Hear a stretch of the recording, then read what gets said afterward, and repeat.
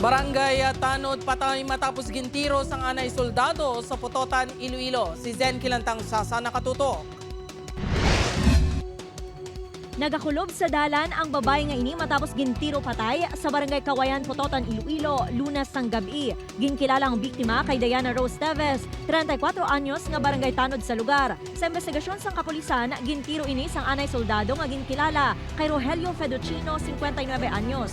Daan nga hiligot-ano ang ginalantaw nga motibo sa pagpatay sa biktima. Mantubo August,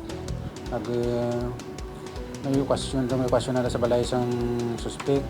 Tapos may ang tanod natin niya na may nagpalapit sa iya sa wayo ng kwan. Ang pitsukihan niya na kay oras na sa gabihon.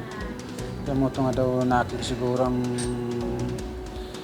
suspect kag basta naglabot sila sa kwan sa barangay. May igo sa dughan kag siya ng biktima nga gintunaan sa iya kamatayon. Nagagwa man sa investigasyon nga planado ang krimen. Lugin man tayo na ginawa. Kaya ang balay niya, alagyan ito biktima po uli sa balay man. 4 kabasiyos ang ginapatihan caliber 45 ang na-recover sa crime scene. Nagpatigayon ang kapulisan sa hot pursuit operation tubtub kagabi sa Iloilo City, apang wala gid madakpan ng suspect. Upoy ka Rumal Porquia, Zen Kilantang Sasa, One Western Visayas.